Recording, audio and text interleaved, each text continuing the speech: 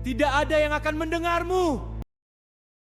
Hari itu, seperti hari-hari sebelumnya, aku bangun sebelum fajar menyingsing. Bukan karena aku ingin menikmati indahnya pagi, tapi karena suara Ibu Mila yang menggelegar dari lantai atas sudah menjadi alarm paksaan. Putri, cepat bangun. Masak air buat mandi. Anak ibu mau berangkat kerja. Namaku Putri. 3 tahun sudah aku menikah dengan Mas Haikal, pria yang dulu kupikir akan menjadi imam yang melindungiku, yang akan menjadi tempatku bersandar saat lelah. Ternyata, mimpiku hanyalah fatamorgana yang sirna terkena panasnya realitas. Di rumah ini, aku bukan istri, bukan menantu. Aku hanya bayang-bayang yang bergerak tanpa suara, tanpa hak, tanpa martabat. Perkenalan kami singkat, hanya beberapa bulan sebelum memutuskan menikah. Waktu itu, ayah sebenarnya kurang setuju. Beliau adalah tipe ayah yang protektif. Apalagi setelah ibu meninggalkan kami saat aku masih duduk di bangku SMA. Kepergian ibu karena sakit membuat ayah semakin khawatir kehilangan. Kamu masih muda, Put. Jangan terburu-buru. Kenali dulu orangnya, keluarganya. Jangan hanya karena senyum manis, kamu jadi buta, katanya waktu itu dengan nada mengkhawatirkan. Tapi Mas Haikal, panggilannya, datang dengan senyum manis dan kata-kata lembut yang mampu meluluhkan hatiku. Ia bekerja di sebuah perusahaan swasta, cukup mapan secara finansial, dan punya rencana masa depan yang terdengar masuk akal. Ia juga rajin beribadah. Setidaknya itu yang kulihat saat ia sholat di sampingku ketika ta'aruf dulu. Ia bilang, Putri, aku akan menjagamu. Keluargaku akan menyayangimu seperti anak sendiri. Kalimat itu terngiang hingga sekarang, menjadi ironi yang menyakitkan setiap kali aku mengingatnya. Ayah hanya ingin kamu bahagia, Put, ucap ayah akhirnya dengan mata sembab, merestui pernikahanku. Ia melepas aku dengan berat hati, menggenggam tanganku erat sebelum berpisah. Kalau ada apa-apa, kabari ayah. Ayah akan datang kapan saja. Aku mengangguk, tak menyangka bahwa janji itu akan benar-benar ia tepis di saat terburuk hidupku. Ia melepas aku dengan berat hati, berjanji akan sering menjenguk. Tapi kesibukannya sebagai pedagang antar kota membuat kami jarang bertemu. Ayah harus keluar masuk kota, kadang berminggu-minggu di perjalanan. Telepon menjadi satu-satunya penghubung. Dan aku, dengan segala kepalsuan keberanian, selalu berkata, aman, yah. Baik-baik saja. Padahal di ujung telepon, air mataku jatuh diam-diam. Kini, setelah 3 tahun, aku menyesal tidak mendengar firasat ayah waktu itu. Betapa aku ingin memutar waktu, kembali ke hari saat ayah masih bisa menggenggam erat tanganku dan membawaku pergi dari semua ini. Rumah mertuaku berada di kompleks perumahan yang cukup luas, di pinggiran kota. Rumah bergaya minimalis 2 lantai dengan cat krem pudar, pagar besi hitam yang mulai karatan, dan halaman sempit yang hanya cukup untuk 2 motor. Dari luar, tampak seperti rumah biasa, bahkan cukup indah dengan pot-pot tanaman di teras. Tapi siapa sangka, di dalamnya menyimpan neraka bagiku. Setiap sudut rumah ini menyimpan luka. Dapur tempat aku menangis diam-diam saat memasak. Ruang cuci tempat punggungku sakit karena berjam-jam membungkuk. Tangga yang setiap hari kuturuni dengan rasa takut. Takut kalau hari ini aku akan salah lagi. Aku tinggal bersama Ibu Mila, mertuaku, seorang janda berusia 55 tahun dengan suara yang selalu melengking tinggi setiap kali memberi perintah. Rambutnya mulai memutih, wajahnya mulai keriput, tapi matanya masih tajam, tajam mencari-cari kesalahanku. Ia tak pernah bekerja. Sehari-hari hanya duduk di teras, minum teh, mengobrol dengan tetangga, atau menonton televisi. Tangan mungilnya dengan kuku panjang bercat merah itu tak pernah menyentuh pekerjaan rumah. Semua aku yang lakukan. Padahal aku bukan pembantu yang digaji.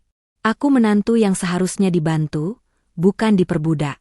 Lalu ada Ilar, adik iparku, perempuan 22 tahun yang masih kuliah di semester akhir.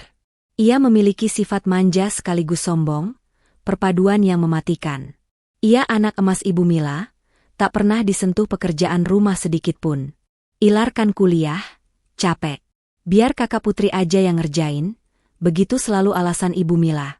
Padahal Ilar kuliahnya santai, sering bolos, dan lebih sering nongkrong di kafe daripada di kampus. Di rumah, Ia hanya keluar kamar untuk makan, mandi, atau menyuruhku. Setiap kali aku lewat di depannya, ia akan melirik sinis, kadang berkomentar, "Kak Putri jalannya lambat banget sih, kayak hamil aja. Cepetan dong, masa aku nunggu setrikaan." Aku hanya bisa menunduk, menahan perih di hati. Sejak hari pertama aku menginjakan kaki di rumah ini, semuanya berubah drastis. Aku bukan menantu, melainkan babu tanpa upah. Bangun paling pagi, sekitar jam 4 subuh, untuk menyiapkan sarapan dan bekal Mas Haikal. Lalu membereskan rumah, mencuci baju, menyetrika, memasak untuk makan siang, lalu makan malam, lalu cuci piring lagi, siklus tak berujung yang melelahkan jiwa. Aku yang menyapu, mengepel, memasak, mencuci pakaian mereka, bahkan menyetrika baju Ilar yang setiap hari berganti. Sementara Ibu Mila duduk manis di teras sambil minum teh dan mengobrol dengan tetangga. Ilar asyik dengan ponselnya di kamar, sesekali turun hanya untuk makan atau menyuruhku melakukan sesuatu. "Putri, masak yang enak ya, Ibu lapar," ujar Ibu Mila setiap hari dengan nada memerintah, tanpa pernah menawarkan bantuan. Padahal ia tak punya pekerjaan di luar rumah, hanya duduk-duduk saja. Jika masakanku tak sesuai seleranya, entah terlalu asin, terlalu hambar, atau kurang pedas, ia tak segan membuangnya ke tempat sampah sambil berkata, "Dasar menantu goblok, masa aja nggak becus. Udah gitu males lagi. Mending ibu beli di warung." Aku hanya bisa menelan ludah, menahan air mata yang menggenang. Ilar lebih parah. Ia tak pernah memanggil namaku, hanya, "Kak," dengan nada meremehkan. "Kak, setrika baju Ilar dong, mau dipakai main. Cepetan ya, jangan lama-lama." Atau, "Kak, anter Ilar ke kampus. Telat nih. Dasar jalannya lambat kayak siput." Atau yang paling menyakitkan, saat ia bercanda dengan temannya di telepon, "Iya, kakak iparku tuh kayak pembantu gratis. Nggak usah digaji, udah kerja Rodi." Aku mendengarnya, dan rasanya seperti ditusuk sembilu. Aku hanya bisa mengangguk pasrah, melakukan semua tanpa banyak bicara. Setiap kali aku mencoba mengeluh pada Mas Haikal, suamiku sendiri, ia akan berkata dengan nada dingin, tanpa menatapku, "Sabar, Ri. Namanya juga berbakti sama orang tua. Lagi pula, mereka kan keluargaku. Kamu harus bisa menyesuaikan diri." Lalu ia akan kembali ke ponselnya, atau tidur, meninggalkanku dengan segala luka yang menganga. Berbakti. Kata itu terus diputarбalikan untuk melegitimasi perbudakanku. Aku tak hanya berbakti, aku diperbudak. Aku ingat suatu ketika ibuku masih hidup, beliau selalu berkata, "Enduk, kalau jadi istri itu harus sabar dan berbakti pada suami dan mertua." Tapi apakah ibuku tahu bahwa berbakti bisa berarti dikurung dalam dapur asap, dicaci setiap hari, diperlakukan seperti sampah, dan dianggap tak lebih dari hewan pekerja? Apakah ini yang dimaksud dengan berbakti? Hari-hariku penuh dengan lelah yang tak pernah terbayar. Kadang di malam hari, saat semua sudah tidur pulas dengan dengkurnya masing-masing, aku duduk di sudut kamar mandi. Ironis, kamar mandi menjadi satu-satunya tempatku menangis tanpa dilihat siapapun. Aku duduk di lantai dingin, memeluk lutut, dan membiarkan air mata mengalir tanpa suara. Aku bertanya pada bayanganku sendiri di cermin yang buram, sampai kapan aku harus bertahan? Sampai kapan aku harus menelan ludah sendiri setiap kali ingin bicara? Sampai kapan aku harus mati perlahan-lahan di rumah ini? Tapi apalah daya. Aku tak punya tempat lain. Ayah di kampung sana, sibuk dengan usahanya. Tak ingin kurepotkan beliau. Ia sudah cukup menderita kehilangan istri, masa ia harus khawatir terus pada anak perempuannya? Belum lagi kondisi kesehatannya yang mulai menurun. Aku tak tega menambah beban pikirannya. Aku pendam semuanya. Setiap luka, setiap lecet, setiap tangis. Aku pendam rapat-rapat, berharap suatu hari nanti semuanya akan membaik. Berharap Mas Haikal yang dulu kupinang akan berubah, akan membelaku, akan menyadari bahwa istrinya sedang sekarat perlahan di rumahnya sendiri. Tapi harapan tinggal harapan. Kebaikan tak pernah datang. Yang ada hanyalah tuntutan demi tuntutan, cacian demi cacian, dan pekerjaan yang tak ada habisnya. Aku seperti layang-layang putus yang terbang tak tentu arah, siap jatuh kapan saja. Dan aku tak tahu, badai paling dahsyat dalam hidupku akan segera datang, saat tubuhku mulai berkhianat, saat aku tak lagi sanggup memenuhi tuntutan mereka, saat aku harus membayar mahal untuk satu malam istirahat yang kuminta. Malam itu, saat bulan Ramadan memasuki pertengahan, semuanya dimulai. Aku tak tahu bahwa ini awal dari akhir segalanya. Atau mungkin, awal dari awal yang baru. Bulan Ramadan tahun itu terasa lebih berat dari tahun-tahun sebelumnya. Bukan karena puasanya, tapi karena beban pekerjaan yang tak pernah berkurang meski aku sedang berpuasa. Ibu Mila dan Ilar tetap makan dengan lahap saat berbuka, tapi tak pernah membantu membersihkan dapur setelahnya. Semua kembali ke pundakku. Mencuci piring, membersihkan meja, menyiapkan makanan untuk sahur berikutnya, semua aku yang lakukan, sementara mereka beristirahat atau menonton televisi. Aku sudah terbiasa dengan lelah. Tapi malam itu, selepas berbuka hari ke-15 Ramadan, badanku terasa berbeda. Awalnya hanya pusing biasa, kupikir karena kurang minum. Tapi saat aku membereskan dapur, kepala terasa berputar. Aku pegang tepian wastafel kuat-kuat, menahan diri agar tak jatuh. "Putri, cepetan beresin dong. Lama banget sih," teriak Ibu Mila dari ruang tengah. "Iya, Bu, sebentar," jawabku lemas. Tanganku gemetar saat mengangkat piring-piring kotor. Kepalaku berdenyut hebat, seperti ada palu kecil yang memukul-mukul dari dalam. Badanku lemas, mual-mual, dan tenggorokan terasa perih seperti terbakar. Aku coba mengabaikannya, berpikir mungkin hanya kecapean biasa. Selesai membereskan dapur, aku berjalan tertatih menuju kamar. Mas Haikal sudah berbaring di tempat tidur, asyik dengan ponselnya seperti biasa. Ia bahkan tak menegurku atau bertanya kenapa wajahku pucat. "Mas, aku gak enak badan," bisikku lirih sambil merebahkan diri di sisi ranjang. "Iya, istirahat aja," jawabnya singkat, tanpa menoleh sedikit pun.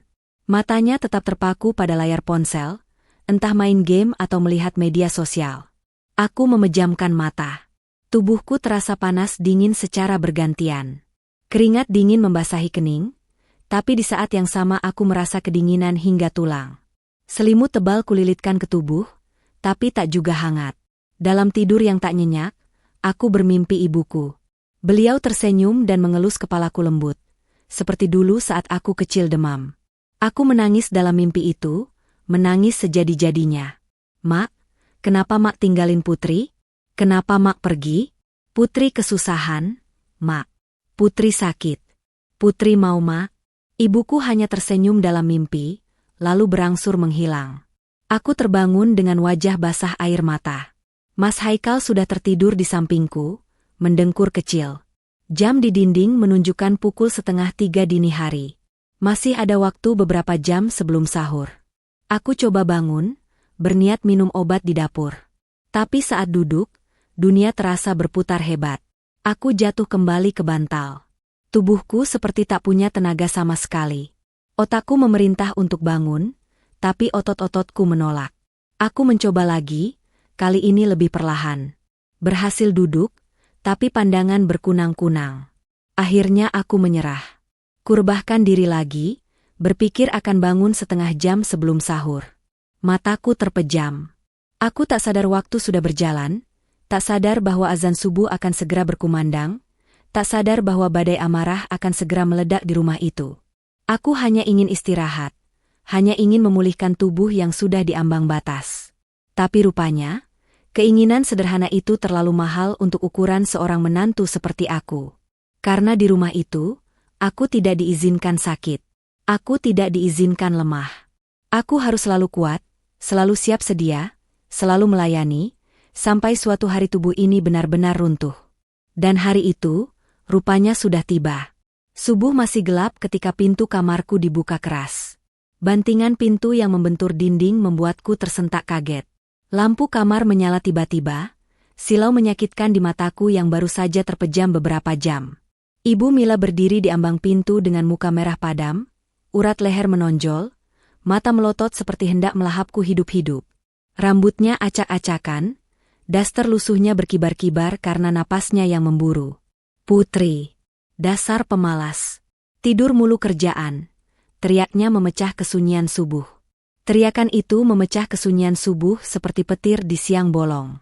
Aku tersentak kaget, Tubuhku refleks bangun meski setiap sendi terasa ngilu dan remuk.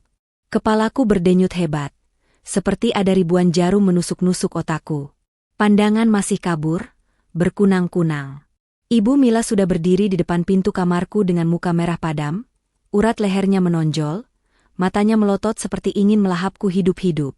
Di belakangnya, Ilar bersandar dengan tangan bersedekap, senyum sinis mengembang di bibirnya, matanya berbinar puas melihat penderitaanku. Jam berapa ini? Hah? Sahur belum siap sama sekali. Dasar pemalas. Kamu tidur aja kerjanya.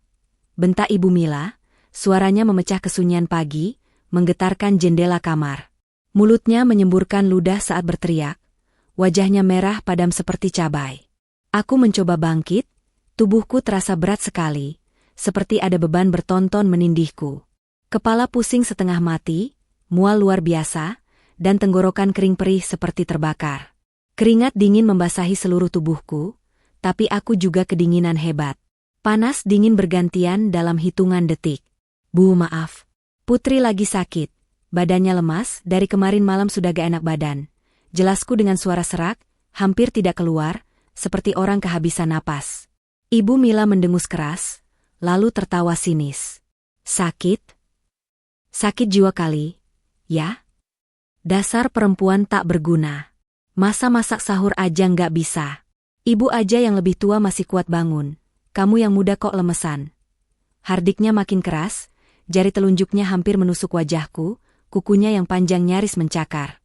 Aku menangis, mencoba meraih tangannya, memohon belas kasihan.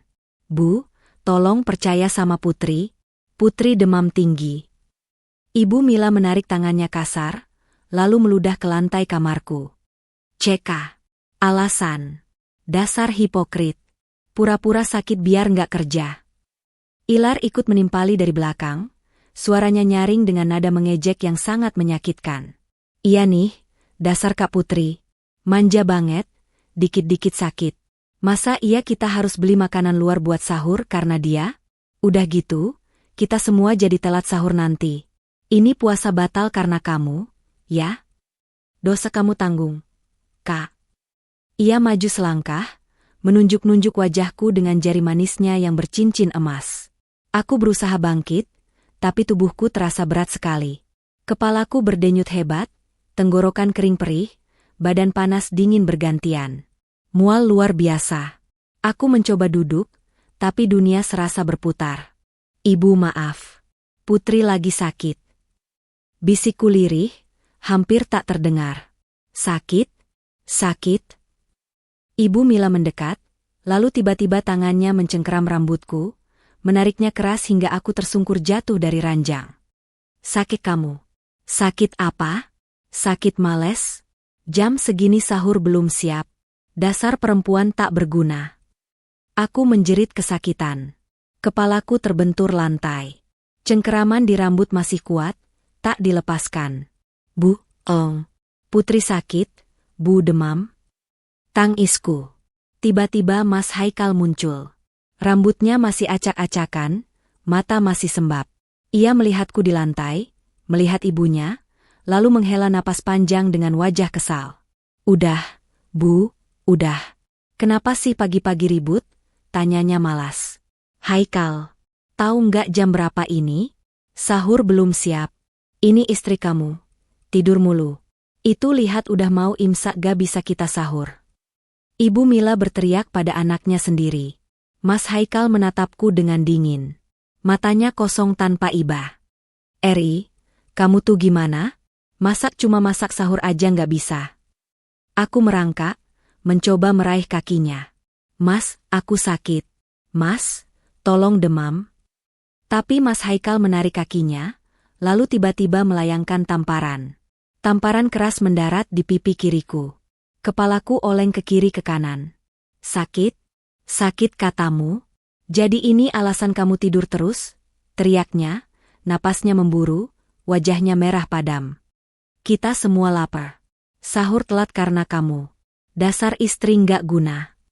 Aku terisak, memegangi pipiku yang bengkak dan panas. Mas Haikal berhenti sejenak. Ia menatapku dengan mata menyipit. Lalu tiba-tiba tertawa. tertawa keras. Aku menjerit histeris, memegangi perut sakit luar biasa. Mas, jangan. Aku mohon. Ibu Mila mengangguk puas. Masukin aja ke kamar mandi. Kunci biar nggak bisa keluar. Besok juga nurut lagi. Belum sempat aku bereaksi, tangan Mas Haikal sudah mencengkeram leherku. Ia menyeretku seperti menyeret bangkai binatang. Leherku tercekik, aku kesulitan bernapas. Kakiku menggesek lantai, kuku kakiku lepas, berdarah, tapi tak ada yang peduli.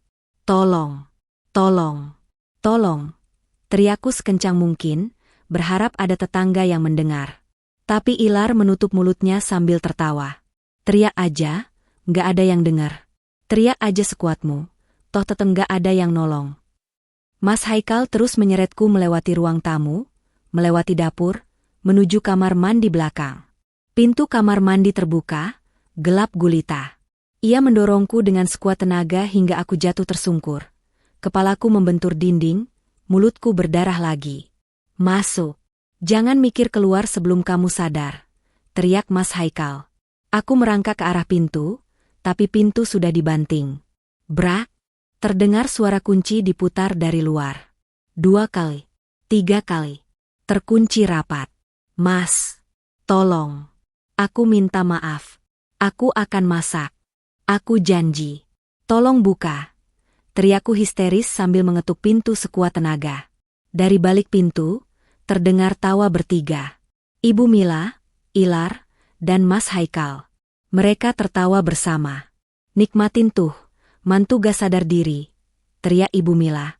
Jangan lupa, sekalian itu bersihin WC, malu kita kalau ada tamu.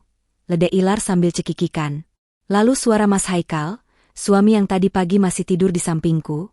Udah, Bu, yuk sahur. Lapar. Biarin aja di sana, besok juga nurut lagi. Aku mendengar suara langkah mereka menjauh. Menjauh dan hilang. Berganti dengan suara mereka di dapur. Suara panci, suara kompor, suara tawa mereka. Mereka sahur. Mereka menikmati makan.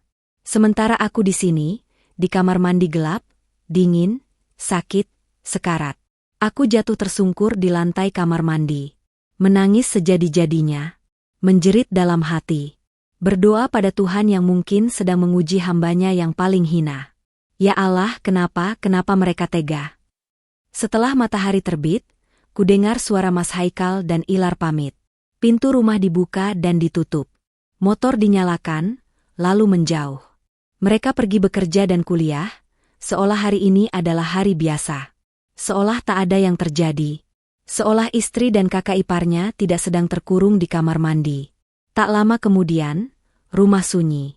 Ibu Mila mungkin tidur lagi setelah jalan pagi, seperti kebiasaannya. Aku bisa mendengar langkah kakinya ke kamar di lantai atas, lalu pintu kamar ditutup. Sunyi. Hening. Hanya suara detak jarum jam imajiner di kepalaku yang berdetak lambat. Tolong, tolong. Bisikku lemah, meski tahu tak ada yang mendengar. Suaraku sudah serak karena berteriak. Tenggorokan perih, kepala makin pusing, badan makin panas dingin. Aku lemas, tak bisa berdiri. Aku hanya duduk bersandar di dinding kamar mandi, memeluk tubuh sendiri mencoba menghalau dingin yang menggigit. Kamar mandi itu sempit. Mungkin hanya 2x1, 5 meter. Ada kloset duduk, ember besar berisi air, dan gayung. Di sudut, ada sabun mandi dan sampo. Lantainya keramik putih yang dingin. Tak ada tikar, tak ada alas. Hanya lantai keras yang menusuk tulang. Aku menggigil hebat. Gigi gemeletuk tak terkendali. Badan panas dingin bergantian, tapi lebih sering dingin.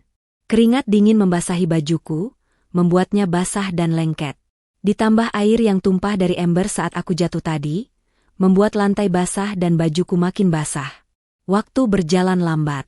Entah sudah berapa jam aku di sini. Aku hanya bisa memperkirakan dari cahaya yang masuk lewat ventilasi. Samar-samar, kulihat sinar matahari mulai masuk. Mungkin sudah pagi, lalu siang. Sinar itu bergerak perlahan, menjadi terang, lalu mulai meredup. Aku sesekali mengetuk pintu, berteriak minta tolong meski suara tinggal bisik. Tak ada sahutan. Rumah itu seperti kuburan. Ibu Mila tidur nyenyak di atas, tak peduli ada manusia sekarat di bawah. Tubuhku semakin lemas. Kepala berat, pandangan mulai kabur. Aku mencoba merangkak ke arah pintu, mengetuk lagi. Tak ada jawaban. Aku menjatuhkan kepala ke lantai, menangis dalam diam. Dalam setengah sadar, tiba-tiba aku teringat sesuatu. HP. HP kau masih di saku celana. Dengan tangan gemetar, aku merogoh saku. Ponsel itu masih ada. Kutekan tombolnya. Layar menyala. Baterai tinggal 2%. Tanganku gemetar hebat membuka kontak. Kutekan nomor ayah. Tut. Tidak diangkat. Mungkin ayah sedang sibuk, atau ponselnya tidak di samping. Kucoba lagi. Tut. Lagi-lagi tak diangkat. Kupencet nomor itu berulang kali, berharap ada jawaban. Tapi hanya suara sambungan yang berulang. Air mataku tumpah deras. Ya Allah, apa ini akhir hidupku? Apa aku akan mati di sini, di kamar mandi ini, tanpa ada yang tahu? Ponselku mati. Layar gelap. Baterai habis. Aku lemparkan ponsel itu, tak peduli di mana jatuhnya. Tubuhku semakin dingin, semakin lemah. Aku mencoba berdiri, berpegangan pada dinding, tapi kakiku lemas tak bertenaga. Aku jatuh lagi, kali ini kepalaku terbentur lantai. Sakit, tapi aku terlalu lemah untuk merasakan sakit. Pandangan mulai kabur. Aku melihat langit-langit kamar mandi yang buram. Ada sarang laba-laba di sudut.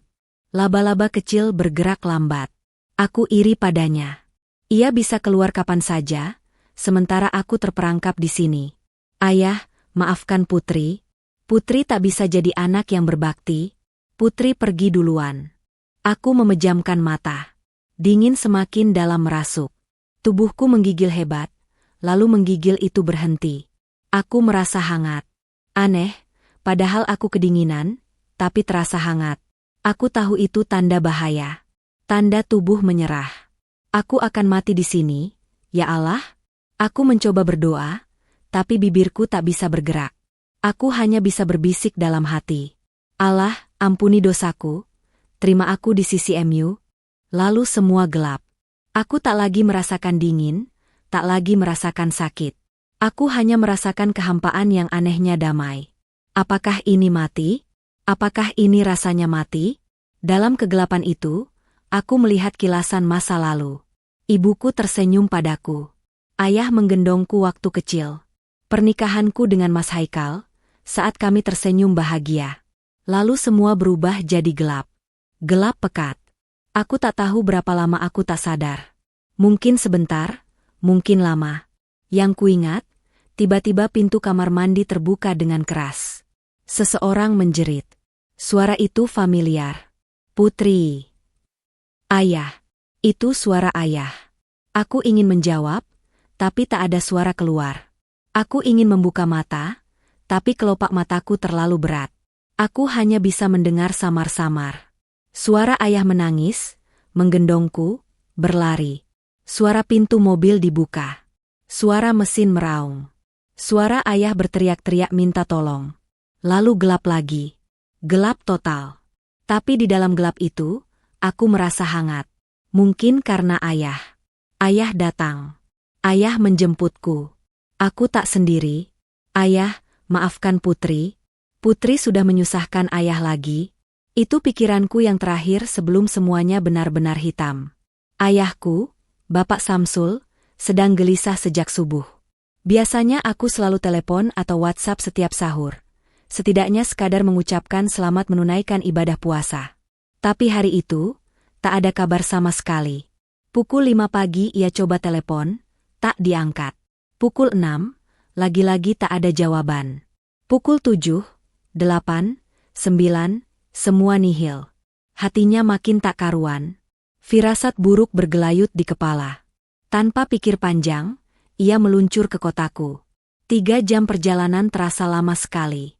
Di sepanjang jalan, doanya terus dipanjatkan.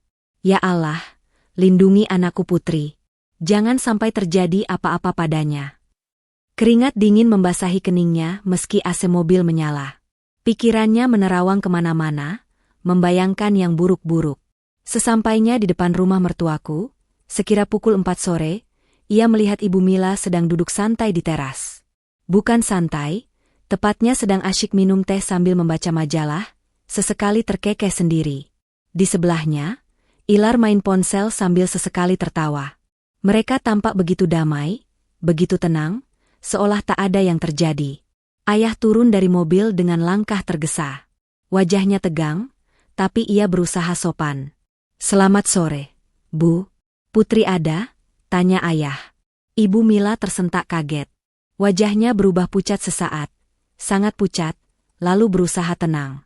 Tapi tangan yang memegang cangkir teh sedikit gemetar, hampir menumpahkan isinya. "Oh, Pak Samsul, tumben. Putri?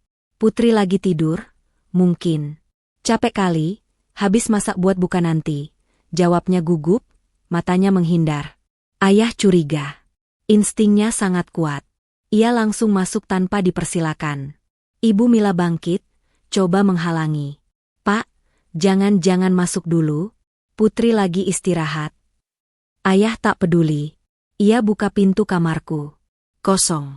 Ranjang rapi, tak ada bekas orang tidur. Dapur. Kosong. Ruang tamu. Kosong. Hatinya makin tak karuan, berdebar kencang. "Putri! Putri!" teriaknya keras, menggetarkan rumah. Dari arah kamar mandi belakang, samar-samar, ia dengar sesuatu. Suara apa itu? Hening. Ia diam, memasang telinga. Lalu terdengar lagi, seperti erangan lemah, seperti orang sekarat. Jantung ayah serasa copot. Ia berlari ke arah kamar mandi belakang. Pintu kamar mandi terkunci dari luar. Ada gembok kecil mengunci pintu itu. Ayah terbeliak. Matanya merah. Tangannya gemetar. "Bu mertua. Ini apa? Kok dikunci?" teriaknya menggelegar. Ibu Mila yang mengikuti dari belakang diam 1000 bahasa. Wajahnya pucat pasi, tubuhnya gemetar.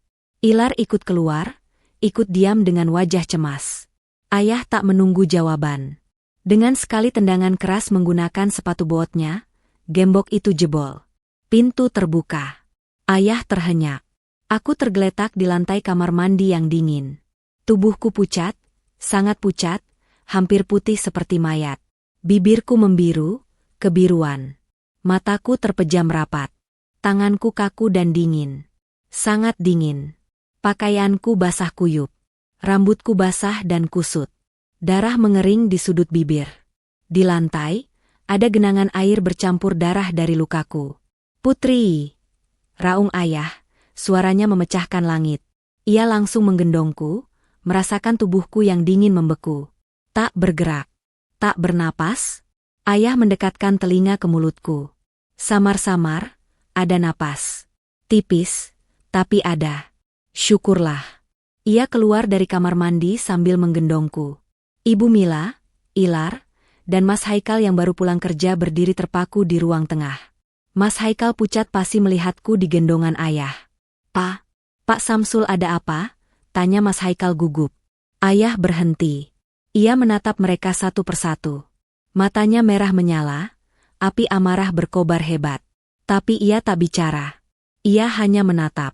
Menatap dengan tatapan yang membuat mereka merinding. Tatapan yang berkata, "Kalian akan mati." Lalu ia berlari keluar, membawaku ke mobil, melesat menuju rumah sakit. Di belakangnya, Ibu Mila jatuh duduk di kursi. Ilar menangis ketakutan. Mas Haikal hanya diam, matanya kosong menatap pintu yang terbuka. "Bu, kita salah," bisik Mas Haikal. Ibu Mila diam. Tak ada yang berani bicara. Tapi mereka semua tahu, badai besar akan segera datang. Rumah sakit. Lampu-lampu terang menusuk mata. Bau obat menyengat di mana-mana. Suara mesin-mesin medis berdengung pelan. Ayah duduk di kursi ruang tunggu IGD, wajahnya tegang, tangannya menggenggam erat tasbih peninggalan ibuku. Bibirnya terus bergerak berdoa, tak berhenti sedetik pun. 3 jam sudah aku di ruang tindakan. 3 jam yang terasa seperti 3 abad bagi ayah.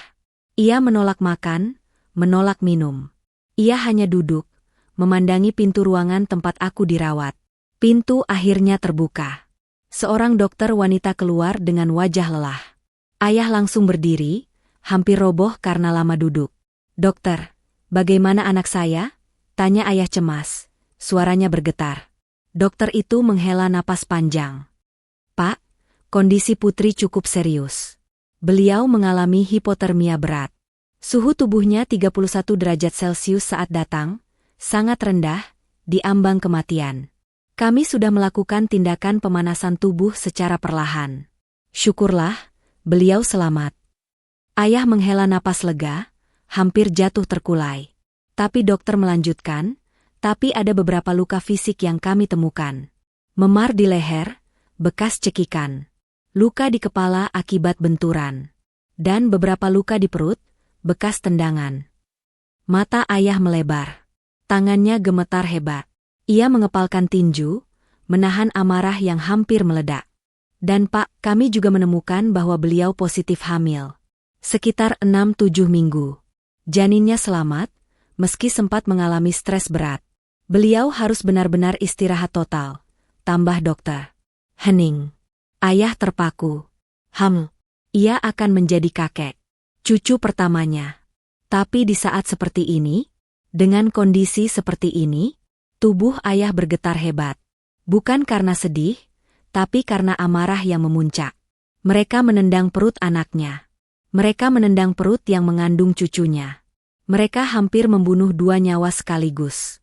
"Apa saya bisa lihat anak saya sekarang, Dok?" tanya ayah, suaranya dingin, sangat dingin. "Bisa, Pak. Tapi beliau masih belum sadar. Mungkin besok pagi baru sadar." "Silakan." Ayah masuk ke ruangan. Aku terbaring pucat di ranjang, dengan selimut tebal dan infus di tangan. Wajahku penuh luka, lebam di pipi, bengkak di dahi. Ayah duduk di sampingku. Ia menggenggam tanganku yang dingin. Ia tak menangis. Ia hanya diam, menatapku dengan penuh kasih. Lalu, ia bicara pelan. "Nak, ayah janji. Ayah tidak akan membiarkan satupun dari mereka lolos. Mereka akan merasakan apa yang kau rasakan. Mereka akan merasakan dinginnya penjara. Ayah janji." Ayah mengeluarkan ponselnya. Ia menekan beberapa nomor. Pertama, pengacara kenalannya. Kedua, polisi. Ketiga, wartawan yang ia kenal. "Halo, Komandan? Ya, saya Samsul. Ada laporan penganiayaan berat. Istri dari menantu saya. Ya, saya mau lapor sekarang juga. Saya tunggu di rumah sakit." "Baik, terima kasih." Ia matikan telepon. Lalu menatapku lagi. "Tidurlah, Nak. Besok, saat kau bangun, ayah sudah mulai gerakan semuanya. Mereka akan menyesal. Sangat menyesal." Di luar, malam semakin larut. Tapi di dalam hati ayah, api dendam telah menyala.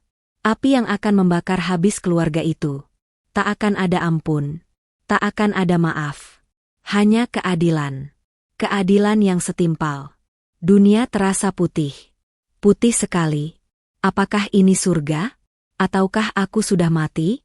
Samar-samar kudengar suara mesin berdengung, suara orang berbisik, dan aroma obat yang menyengat. Aku mencoba menggerakkan jari, tapi tubuhku terasa sangat berat, seperti terikat ribuan tali. Mataku sukar sekali dibuka, kelopak mata ini seperti terbuat dari timah. Perlahan, dengan usaha luar biasa, aku membuka mata. Silau. Cahaya putih menusuk retina. Aku memicing, mencoba menyesuaikan. Samar-samar, kulihat langit-langit putih, lampu neon di atas, dan seseorang duduk di sampingku. "Putri, Nak, kamu sadar?" Suara itu, suara yang sangat kukenal. Suara yang selama ini kurindukan di saat-saat tergelapku. Aku menoleh perlahan, leherku terasa kaku dan sakit. Ayah duduk di sampingku dengan mata sembab sekali, seperti habis menangis berhari-hari. Wajahnya pucat, kusut, rambutnya acak-acakan. Belum pernah kulihat ayah sekusut ini. "Ayah, ayah beneran ayah?" bisikku, suaraku serak, hampir tak keluar. Tenggorokanku perih luar biasa. Ayah menggenggam tanganku, menciumnya berkali-kali. Air matanya tumpah deras membasahi tanganku. Iya, nak. Ayah di sini. Ayah di sini. Kamu selamat. Kamu selamat. Aku menangis. Tangis yang keluar dari lubuk jiwa yang paling dalam. Segala kenangan buruk itu kembali membanjiri otakku seperti tsunami. Kamar mandi sempit itu. Gelap. Dingin yang menusuk tulang. Teriakan minta tolong yang tak dihiraukan. Suara tawa mereka di balik pintu. Tendangan di perutku. Tamparan bertubi-tubi. Cengkeraman di leher. Semua kembali. Mereka. Ayah, mereka mengunciku dari subuh. Sampai sore, aku kedinginan, aku minta tolong, tapi tidak ada yang mau membukakan. Ayah, aku takut, aku kedinginan. Isakku terbata-bata, tubuhku gemetar hebat mengingatnya. Ayah memelukku erat, sangat erat, seolah takut aku akan hilang lagi. Sudah, nak, sudah. Ayah di sini, tidak akan ada yang menyakitimu lagi. Ayah janji. Aku menangis di pelukan ayah lama sekali.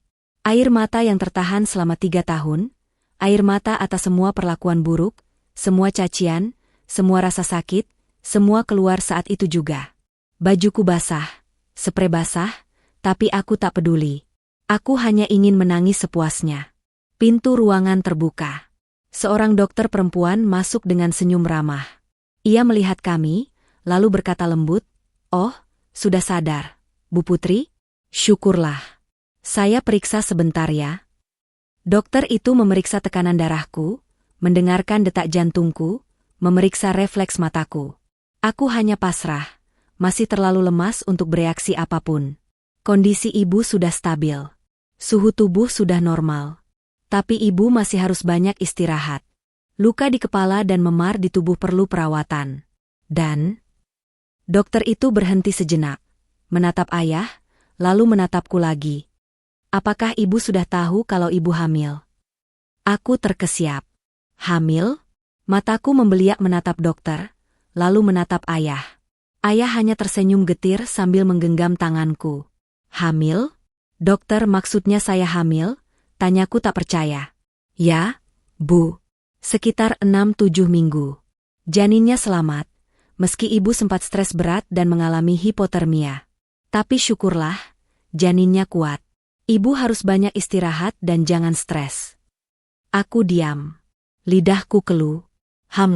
Aku mengandung anak dari pria yang kemarin pagi menendang perutku, menampariku, mencekik leherku, dan mengurungku di kamar mandi.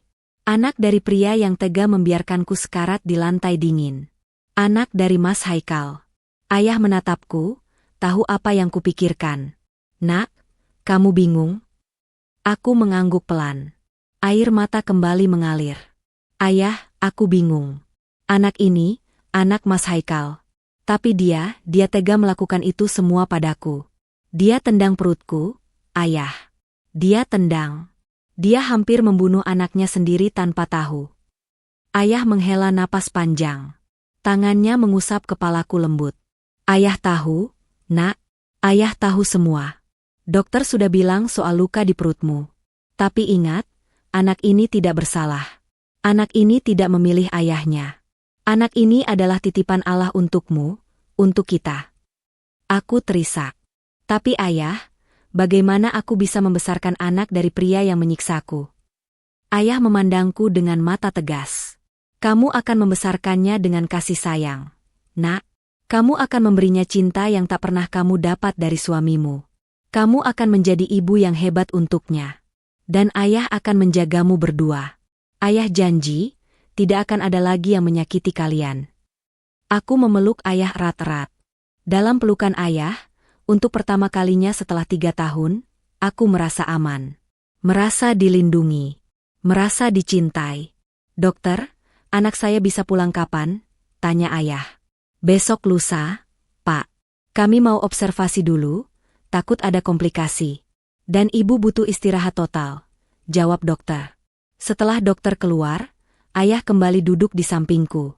Wajahnya berubah serius. Ada sesuatu yang ingin ia katakan. "Nak, ayah sudah lapor polisi," katanya tegas. Aku terkejut. "Lapor polisi? Ayah?" "Iya. Mereka harus bertanggung jawab atas apa yang mereka lakukan padamu." Penganiayaan, pengurungan paksa, percobaan pembunuhan, itu semua kejahatan berat. Aku diam. Pikiranku campur aduk. Di satu sisi, aku ingin mereka dihukum. Di sisi lain, Mas Haikal adalah suamiku, ayah dari anak dalam kandunganku. Ayah, aku takut. Takut apa, Nak? Takut kalau aku sendiri yang salah. Mungkin kalau aku lebih kuat, lebih rajin, lebih baik, mereka tidak akan. Stop. Ayah memotong keras. Putri, dengar ayah. Kamu tidak salah. Siapapun tidak berhak diperlakukan seperti itu.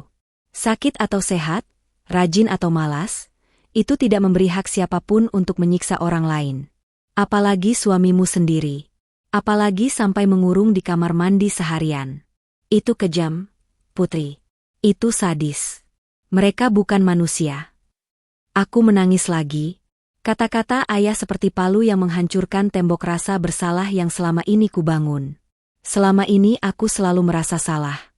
Selalu merasa kurang. Tapi ternyata, bukan aku yang salah. Mereka. Merekalah yang salah. Ayah, aku boleh minta sesuatu? Apa saja, Nak? Jangan tinggalin aku. Jangan pergi. Ayah tersenyum, mengusap kepalaku. Nak, ayah tidak akan pernah meninggalkanmu lagi. Mulai hari ini, ayah akan selalu di sini. Menjagamu, menjaganya, dan memastikan mereka mendapat balasan setimpal. Aku memejamkan mata. Lelah luar biasa. Tapi di dalam lelah itu, ada secercah harapan. Ada ayah. Ada bayi kecil dalam perutku. Dan ada masa depan yang mungkin lebih baik. Malam itu, untuk pertama kalinya setelah bertahun-tahun, aku tidur dengan tenang. Tanpa rasa takut. Tanpa mimpi buruk. Karena ayah di sampingku, menjagaku. 2 hari kemudian, kondisiku membaik. Luka-luka mulai mengering, lebam di wajah mulai memudar. Dokter mengizinkanku pulang dengan syarat harus istirahat total dan kontrol rutin. Ayah menyiapkan segalanya. Ia bahkan sudah menyewa perawat khusus untuk menjagaku di rumah. Sore itu, aku baru selesai makan bubur yang disuapi ayah, ketika pintu ruangan terbuka. Seorang perawat masuk dengan wajah ragu-ragu. Pak, Bu, ada tamu. Katanya mau menjenguk. Tapi... Ayah mengerutkan kening. Tapi apa, Mbak? Tamu itu, suami Bu Putri, Pak. Datang dengan ibu dan adiknya. Seketika, jantungku berdebar kencang. Campur aduk antara takut, marah, sedih, dan entah apa lagi. Tanganku gemetar. Ayah merasakannya, langsung menggenggam tanganku erat. Tenang, Nak. Ayah di sini. Ayah tidak akan biarkan mereka menyakitimu lagi. Lalu ia menatap perawat. Suruh mereka masuk. Beberapa saat kemudian, pintu terbuka. Mas Haikal masuk dengan langkah gontai, wajahnya pucat, matanya sembab seperti habis menangis.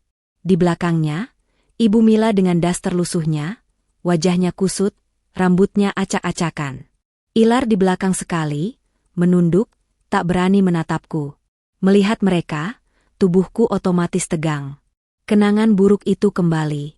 Aku merasakan lagi dinginnya lantai kamar mandi, sakitnya tamparan, perihnya tendangan. Aku meremas sprei erat-erat. Mas Haikal mendekat, mencoba meraih tanganku. Tapi ayah dengan sigap menepis tangannya, berdiri di antara kami. Jangan sentuh dia. Hardik ayah, suaranya menggelegar di ruangan itu. Mas Haikal mundur selangkah, wajahnya tambah pucat. Pak, saya cuma mau minta maaf sama Putri. Minta maaf? Ayah tertawa sinis, tapi matanya merah menyala. Kamu pikir minta maaf selesai, Haikal? Anak saya sekarat di kamar mandi rumahmu. Terkunci. Berjam-jam. Dia kedinginan, kelaparan, ketakutan. Sementara kalian sahur dengan tenang, tidur dengan nyenyak, kerja dengan santai.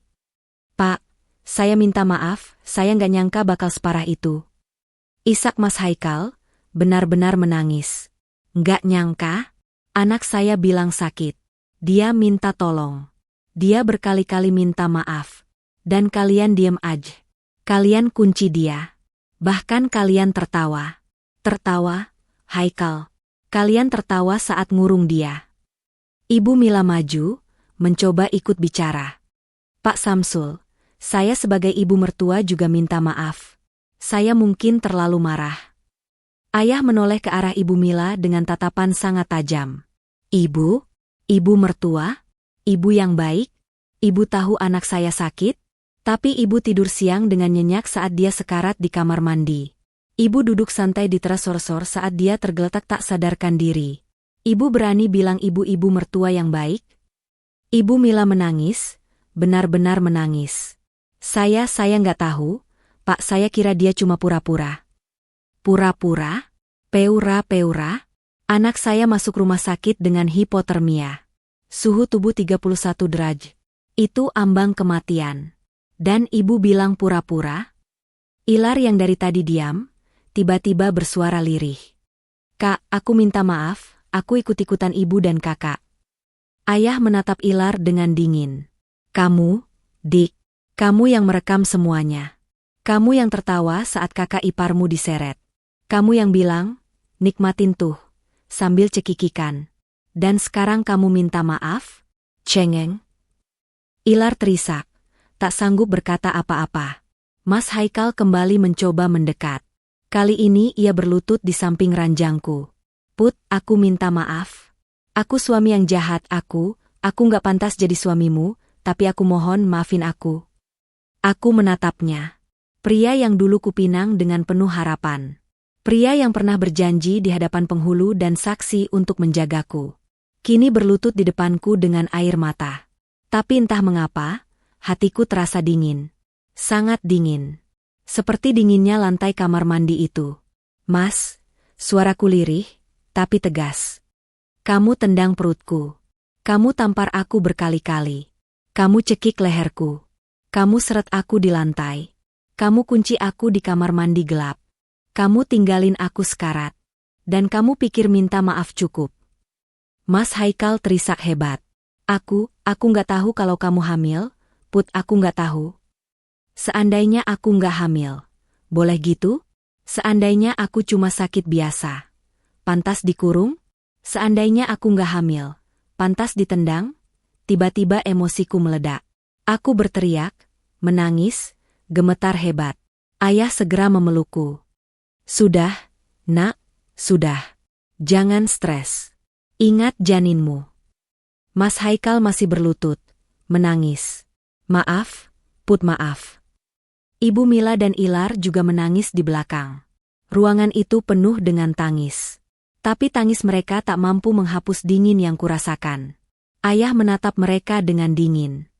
Kalian sudah minta maaf. Sekarang dengar baik-baik. Saya sudah lapor polisi. Kalian akan diproses hukum. Penganiayaan, pengurungan paksa, percobaan pembunuhan, itu semua pasal berat. Dan saya punya saksi. Saya punya bukti. Rekaman CCTV dari tetangga yang merekam saat Haikal menyeret Putri ke kamar mandi. Rekaman suara dari ponsel Putri yang tak sengaja terekam saat kalian menguncinya. Dan keterangan saksi dari perawat, dokter, dan tetangga yang melihat kalian beraktivitas seperti biasa saat Putri dikurung. Mereka bertiga terpaku. Wajah mereka pucat pasi. Pak, jangan Pak, jangan Bapak laporkan. Kami minta damai. Kami bayar rugi apa saja. Teriak Ibu Mila histeris. Ayah tersenyum sinis. Damai? Bayar rugi? Ibu pikir uang bisa bayar nyawa anak saya yang hampir melayang? Ibu pikir uang bisa bayar trauma yang akan dia tanggung seumur hidup? Ibu pikir uang bisa bayar janin yang hampir gugur karena tendangan putra ibu? Ayah berdiri, menunjuk ke arah pintu. Keluar. Keluar kalian semua. Anak saya butuh istirahat, bukan nangis karena lihat muka kalian. Mas Haikal masih berlutut, memandangku dengan mata memelas. Put, tolong bicara sama bapakmu, jangan penjarakan aku ayah dari anakmu. Aku menatapnya lama. Lalu dengan suara sangat pelan, aku berkata, kau hampir membunuh anakmu sendiri, Haikal. Kau hampir membunuh kami berdua. Pergilah. Jangan paksa aku melihatmu lebih lama. Mas Haikal terisak, lalu berdiri dengan lunglai. Ibu Mila dan Ilar menuntunnya keluar. Pintu tertutup. Sun. Ayah duduk di sampingku, memelukku. Kamu hebat, Nak. Sangat hebat. Aku menangis di pelukan ayah. Tapi kali ini, tangis lega. Karena aku sudah bicara. Karena aku sudah berdiri untuk diriku sendiri. Karena mereka tahu, aku bukan lagi putri yang lemah. Aku adalah putri yang telah melewati neraka. Dan aku masih hidup. Minggu-minggu berikutnya adalah mimpi buruk bagi mereka. Dan aku menyaksikannya dari kejauhan, dengan perasaan campur aduk yang sulit dijelaskan. Ada kepuasan, ada kelegaan, tapi juga ada kesedihan yang mengendap di dasar hati. Bagaimanapun, ia pernah menjadi suamiku. Ayah bergerak cepat seperti badai. Ia bukan tipe orang yang menunda-nunda, apalagi jika menyangkut anaknya. Dengan bantuan pengacara handal kenalannya, berkas laporan diproses dalam hitungan hari. Polisi datang ke rumah mereka, menggeledah, menyita barang bukti. Tetangga-tetangga mulai berbondong-bondong memberikan kesaksian. Ada yang merekam suara teriakanku dari rumah sebelah. Ada yang melihat Mas Haikal menyeretku masuk kamar mandi. Semua menjadi saksi. Mas Haikal dipecat dari kantornya 2 minggu setelah kejadian. Ayah mengirimkan laporan lengkap ke HRD perusahaan tempatnya bekerja, lengkap dengan bukti ia tersangka KDRT berat, bukti surat laporan polisi, dan fotokopi visumku. Atasannya langsung mengambil tindakan tegas. Perusahaan tak mau ambil risiko mempertahankan karyawan yang terlibat kasus kriminal. Mas Haikal pulang dengan kotak kardus berisi barang-barangnya, tanpa pekerjaan, tanpa masa depan. Ilar dikucilkan di kampusnya. Berita penyiksaan kakak ipar menyebar cepat di media sosial. Teman-temannya yang dulu akrab mulai menjauh. Dosen-dosennya melirik sinis. Ada petisi yang beredar meminta pihak kampus mengevaluasi status mahasiswinya. Ilar yang dulu sombong dan suka pamer, kini tak berani keluar rumah. Ia hanya mengurung diri di kamar, menangis, tak tahu harus menghadapi dunia yang tiba-tiba memusuhinya. Ibu Mila, tetangga tak mau bicara padanya. Warung-warung tempat biasa belanja menolak melayani. Ibu-ibu pengajian yang dulu jadi teman ngobrolnya kini menjauh, bisik-bisik di belakang punggungnya. Ia menjadi bahan gunjingan di kompleks. Itu loh, ibu yang tega ngurung menantunya di kamar mandi. Astagfirullah, tega banget. Dasar orang tua enggak benar. Ibu Mila yang dulu selalu duduk santai di teras, kini tak pernah lagi keluar rumah. Pintu selalu tertutup rapat. Tapi yang paling berat adalah proses hukum. Ayah menyewa pengacara terbaik di kota itu. Bukan main-main, pengacara itu pernah menangani kasus-kasus besar dan selalu menang. Target ayah sederhana, mereka harus merasakan dinginnya sel, sama seperti aku merasakan dinginnya lantai kamar mandi. Pak, mereka meminta damai, ucap pengacara ayah suatu hari saat kami konsultasi di ruang tamu rumah ayah. Ayah menatapku. Enduk, kamu mau damai? Aku diam cukup lama. Pikiranku melayang ke masa lalu. Aku ingat dinginnya lantai kamar mandi itu. Ingat betapa aku berteriak minta tolong sampai suara habis. Ingat mereka pergi bekerja dan tidur siang seolah aku bukan manusia. Ingat tendangan di perutku yang hampir merenggut nyawa anakku. Aku menggeleng pelan. Ayah, aku tak mau balas dendam. Tapi aku juga tak bisa memaafkan begitu saja. Mereka hampir membunuhku. Mereka hampir membunuh anak ayah. Biar hukum yang bicara. Biar keadilan yang menentukan. Ayah tersenyum bangga. Anak ayah memang hebat. Tidak pendendam, tapi juga tidak lemah. Pengacara itu mengangguk. Baik, Bu Putri. Saya akan pastikan mereka mendapatkan hukuman setimpal. Hari persidangan tiba. Aku datang dengan perut mulai sedikit membesar. Aku pakai gamis longgar berwarna biru muda, jilbab putih, sederhana tapi anggun. Ayah selalu di sampingku, menggandeng tanganku, memberikan kekuatan. Di belakang kami, beberapa wartawan sudah siap dengan kamera. Kasus ini memang menyedot perhatian publik. Di ruang sidang, mereka bertiga duduk di kursi pesakitan.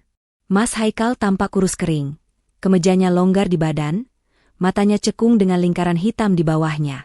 Ibu Mila sudah beruban total, rambutnya yang dulu disasak indah kini kusut tak terurus. Ilar duduk dengan wajah pucat, menunduk, tak berani menatap siapapun.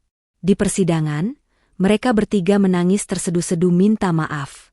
Mas Haikal bilang ia terpengaruh ibu dan adiknya. Ia bilang hanya marah sesaat. Ia bilang tak bermaksud separah itu. Ibu mertua bilang ia hanya ingin mendidik menantu. Ilar cuma bisa menunduk sambil sesekali menyeka air mata. Jaksa penuntut umum membacakan dakwaan. Pasal penganiayaan berat. Pasal pengurungan paksa. Pasal percobaan pembunuhan. Ancaman hukuman belasan tahun penjara. Aku mendengarnya dengan hati berdebar. Ayah menggenggam tanganku erat. Saksi-saksi dipanggil satu persatu. Tetangga yang merekam suaraku. Perawat yang melihat lukaku. Dokter yang merawatku. Mereka semua bicara, mengungkap kebenaran. Dan akhirnya, giliranku bicara. Dengan suara lirih tapi tegas, aku ceritakan semuanya. Pagi itu saat sahur. Tamparan bertubi-tubi.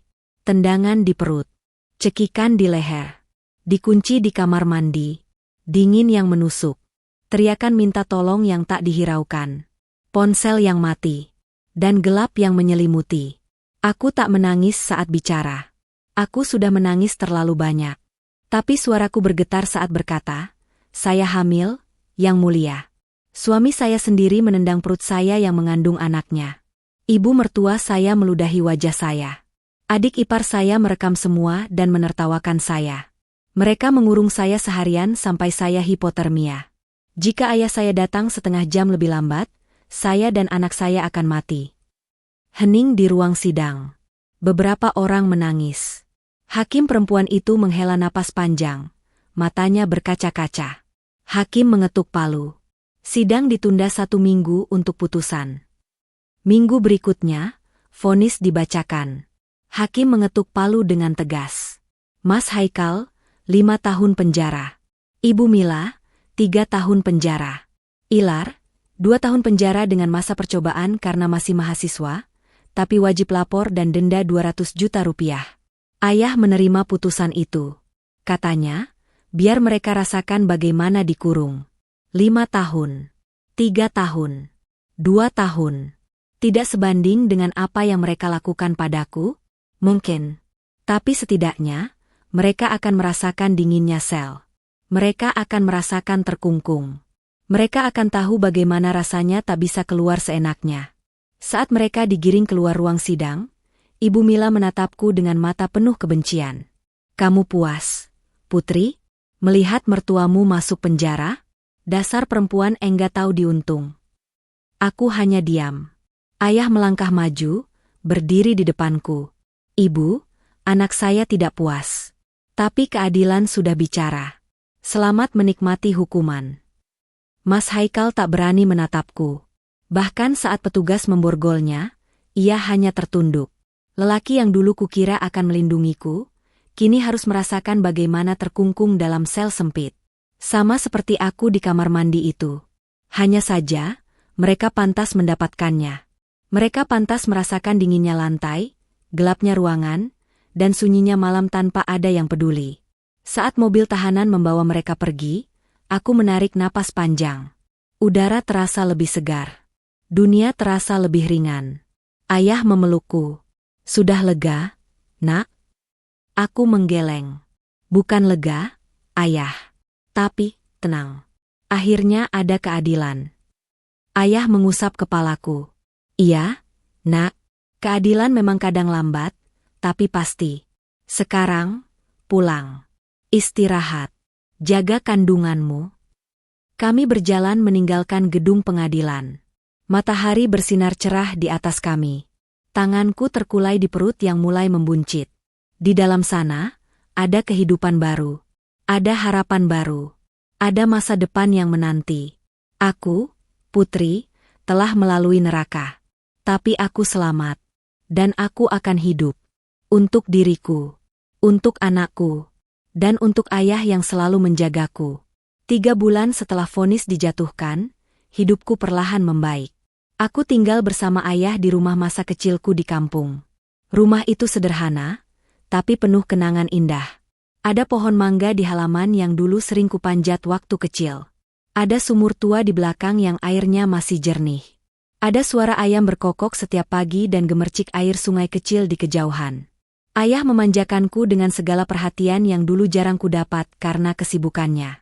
Setiap pagi, ia bangun lebih awal untuk menyiapkan sarapan. "Ayah, biar aku saja," protesku suatu kali. Ayah menggeleng keras. "Kamu istirahat, Nak. Ayah yang masak. Ayah harus belajar masak biar nanti bisa masakin buat cucu ayah." Aku tersenyum haru. Melihat ayah sibuk di dapur dengan celemek ibunya yang dulu, tangannya yang besar dan kasar memegang wajan dengan hati-hati, pemandangan itu menghangatkan hatiku. Perutku semakin membesar. Kandunganku sehat, alhamdulillah. Tapi dokter mengingatkanku untuk tidak stres. Janin ini sempat mengalami trauma berat saat kejadian itu. Ibu harus benar-benar bahagia, tenang, dan positive thinking, pesan dokter setiap kontrol. Aku berusaha melupakan masa lalu, meski kadang mimpi buruk itu masih datang. Aku terbangun dengan keringat dingin, merasakan lagi dinginnya lantai kamar mandi itu, merasakan lagi tendangan di perut.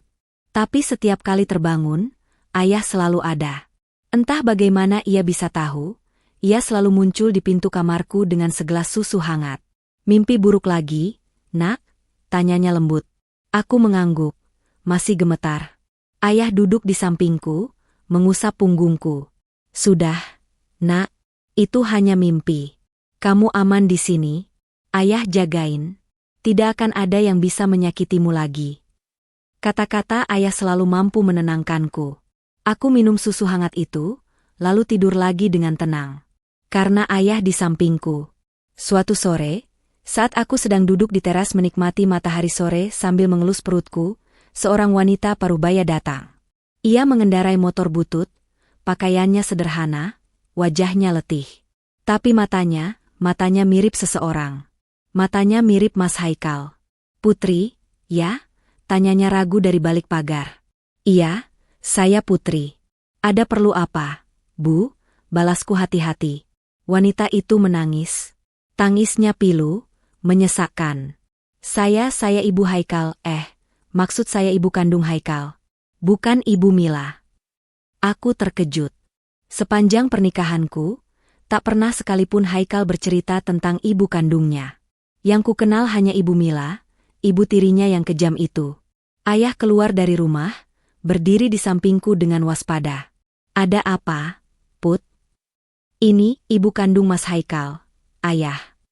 Ayah mengerutkan kening, tapi tetap tenang. "Silakan masuk, Bu." Wanita itu masuk, duduk di kursi teras dengan gugup. Ia menangis lagi. "Saya tahu saya tak berhak datang ke sini. Tapi Haikal menghubungi saya dari penjara. Minta tolong. Katanya dia menyesal, sangat menyesal. Dan ingin saya menyampaikan permintaan maafnya pada Anda." Aku diam. Ayah juga diam. Wanita itu melanjutkan, Saya meninggalkan Haikal saat ia masih kecil. Saya menikah lagi, punya keluarga baru. Haikal dibesarkan ayahnya dan Ibu Mila. Saya tahu, saya ibu yang gagal. Saya gagal mendidiknya. Saya tahu dia salah, sangat salah. Tapi sebagai ibu kandung, hati saya hancur tahu anak saya melakukan hal sekeji itu pada istrinya sendiri. Saya minta maaf, Nak. Saya mewakili dia. Saya juga minta maaf atas diri saya sendiri. Wanita itu terisak hebat. Aku bisa melihat penyesalan tulus di matanya. Ayah menghela napas panjang. Bu, saya hargai niat baik ibu. Tapi anak ibu sudah dewasa. Dia sudah 30 tahun. Dia harus bertanggung jawab atas perbuatannya sendiri. Saya tidak bisa berjanji Putri akan memaafkannya. Itu hak dia. Tapi terima kasih sudah datang, sudah mau menyampaikan ini. Wanita itu mengangguk pasrah. Sebelum pergi, ia merogoh tasnya, mengeluarkan amplop coklat. Ini sedikit dari saya. Untuk calon cucu saya. Tolong terima, Nak. Ini bukan sogokan atau apa. Ini dari hati saya sebagai nenek yang gagal. Saya hanya ingin ada sedikit kebaikan yang bisa saya lakukan. Aku menatap amplop itu, lalu menatap wanita itu. Matanya berkaca-kaca, penuh harap. Aku menerimanya dengan haru. Terima kasih, Bu, bisikku. Wanita itu tersenyum tipis, lalu pergi, meninggalkan senja yang mulai jingga. Malamnya, aku buka amplop itu di kamar, ditemani ayah. Isinya uang 5 juta rupiah dan sebuah surat pendek tulisan tangan. Untuk cucuku yang belum lahir. Aku nenekmu yang gagal jadi ibu yang baik untuk ayahmu. Tapi aku berdoa, semoga kamu tumbuh menjadi pribadi yang lebih baik dari ayahmu. Jauh lebih baik. Semoga kamu sehat, cerdas, dan berbakti pada ibumu yang hebat. Ibu kandungmu adalah wanita paling kuat yang pernah aku kenal. Jaga dia baik-baik. Dari nenek yang mencintaimu tanpa pernah bertemu. Aku menangis. Ayah memelukku. Dia bukan ibu yang gagal, Put. Tiap orang punya jalan hidup masing-masing. Dia sudah berusaha memperbaiki kesalahannya dengan caranya. Dan kamu akan jadi ibu yang hebat untuk anak ini. Kurasakan bayi dalam perutku bergerak. Menendang-nendang pelan. Seolah menjawab ucapan ayah. Seolah bilang, aku di sini, Bu. Aku baik-baik saja. Malam itu, untuk pertama kalinya setelah sekian lama, aku merasa damai. Bukan hanya karena pelukan ayah. Tapi karena ada secercah kebaikan di tengah semua kejahatan yang terjadi. Ada seseorang yang peduli. Ada seorang nenek yang tak pernah ku kenal, yang mencintai cucunya tanpa syarat. Hidup memang penuh kejutan. Kadang musuh punya saudara yang baik. Kadang saudara sendiri lebih kejam dari musuh. Tapi di balik semua itu, selalu ada harapan. Selalu ada kebaikan yang bisa ditemukan, meski di tempat yang tak terduga. Aku memejamkan mata, memegang perutku, dan berbisik, Nak, kamu punya ibu yang akan selalu menjagamu. Kamu punya kakek yang hebat. Dan kamu punya nenek di luar sana yang mencintaimu. Kita akan baik-baik saja. Di luar, angin malam berhembus pelan. Membawa doa-doa dari segala penjuru. Dan aku yakin, doa-doaku didengar. Masa depan yang lebih baik sedang menanti. 7 bulan berlalu sejak persidangan. 7 bulan yang terasa seperti 7 tahun dalam perjalanan pemulihan jiwaku. Perutku kini semakin membuncit, bulat sempurna, menandakan kehadiran kehidupan baru yang sebentar lagi akan lahir ke dunia. Setiap tendangan kecil di dalam perutku adalah pengingat bahwa aku tak sendiri, bahwa ada alasan untuk terus kuat. Ayah tak pernah lepas menjagaku. Setiap minggu ia antar aku kontrol kandungan. Setiap malam ia bacakan doa-doa dan ayat suci Al-Quran di samping tempat tidurku. Ia bahkan sudah menyiapkan kamar bayi dengan penuh cinta. Dinding kamar itu dicat warna hijau muda, ada rak buku kecil berisi cerita anak, dan di sudut ruangan, sebuah boks bayi mungil dengan kelambu putih yang indah. Ayah menghabiskan uang tabungannya untuk membeli semua itu. Katanya, cucu ayah harus punya kamar yang bagus. Pernah kutanya, Yah, ayah nggak sayang uang.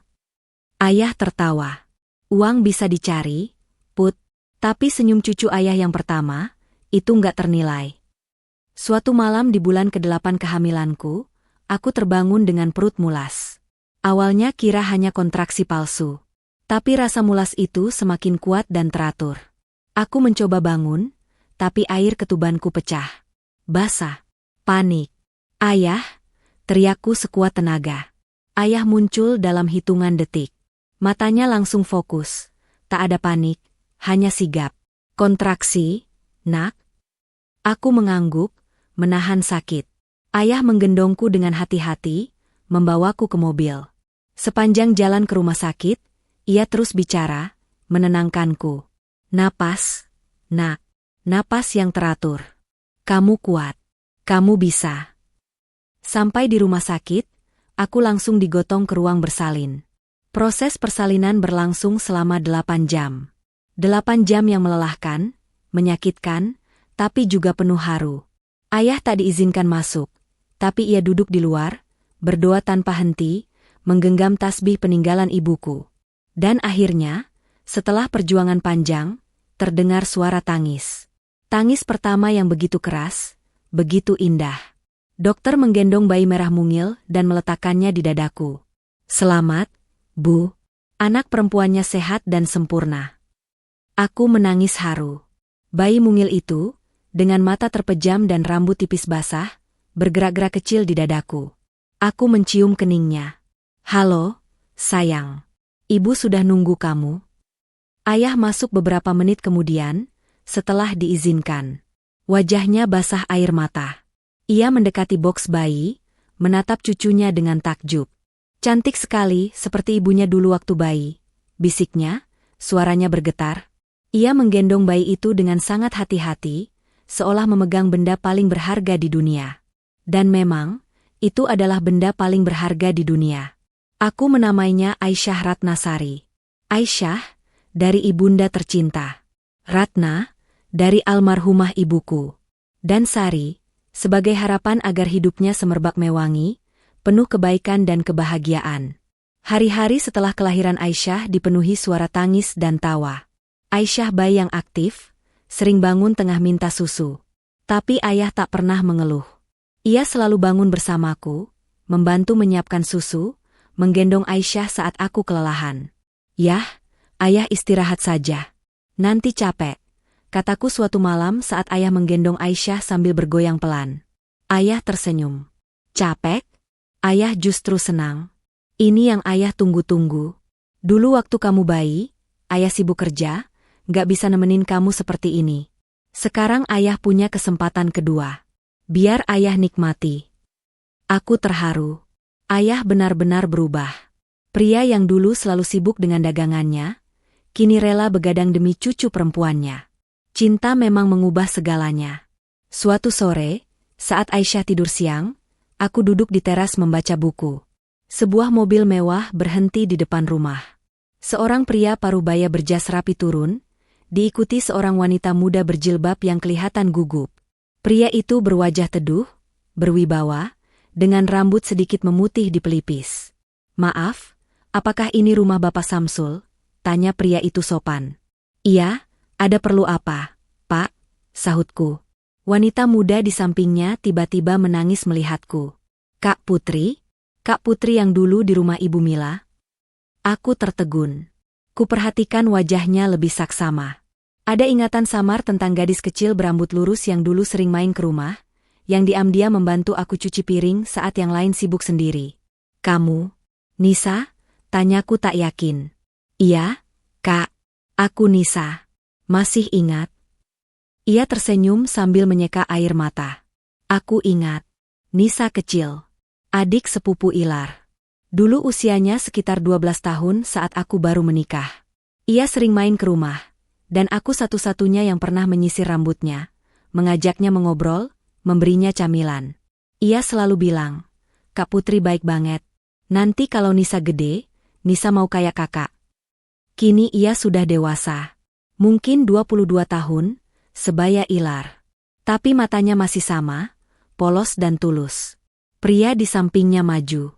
Saya ayahnya Nisa. Sekaligus kakak kandung Ibu Mila. Saya datang, pertama, meminta maaf atas perilaku adik saya yang keterlaluan pada ibu.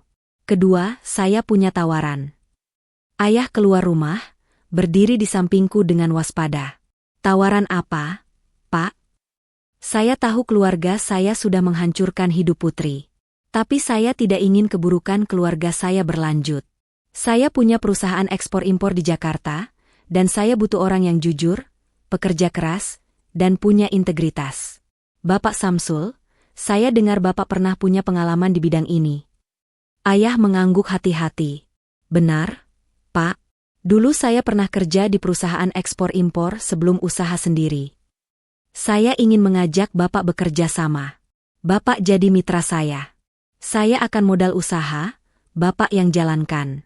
Sebagai permintaan maaf saya, dan juga sebagai investasi masa depan untuk Putri dan cucu Bapak. Ayah menatapku. Aku juga bingung. Ini terlalu tiba-tiba. Tawaran yang begitu besar, dari orang yang baru dikenal. Apakah ini jebakan? Pak Hasan, begitu ia memperkenalkan diri, seolah membaca keraguan kami. Ia tersenyum tulus. Saya paham Bapak dan Putri pasti ragu. Tapi tolong lihat Nisa. Ia tak pernah sekalipun membela perbuatan adik saya. Ia bahkan trauma dengan apa yang terjadi pada Putri. Ia ingin dekat dengan Putri, katanya dulu kakak satu-satunya yang baik padanya. Nisa mengangguk cepat. Iya, Kak. Aku nggak setuju sama apa yang dilakukan Tante Mila dan Ilar. Aku bahkan sempat bertengkar sama Ilar waktu tahu kejadian itu. Aku mau jadi adik kakak beneran. Kalau kakak mau. Aku terharu. Ingatan tentang Nisa kecil kembali. Ia memang berbeda. Ia tak pernah memandangku rendah. Ia bahkan pernah bilang, "Kak, kok tegas sih mereka nyuruh kakak terus? Capek, kan?" Ayah mengajak mereka masuk. Percakapan panjang terjadi. Pak Hasan menunjukkan profil perusahaannya, proposal kerjasama, dan semua dokumen legal. Ia serius, bukan main-main. "Putri, terserah kamu," kata ayah. "Ayah ikut keputusanmu. Mau menerima atau tidak?" Aku memandang Nisa yang menatapku penuh harap. Lalu kudengar Aisyah mulai rewel di dalam. Tangisnya nyaring, memanggil-manggil. "Pak Hasan, saya hargai niat baik Bapak. Tapi saya butuh waktu untuk memikirkan ini. Trauma saya belum sepenuhnya sembuh, dan saya harus fokus dulu mengurus Aisyah." Pak Hasan mengangguk paham. "Tentu, Putri. Ambil waktu. Ini kartu nama saya. Kapanpun, hubungi saya.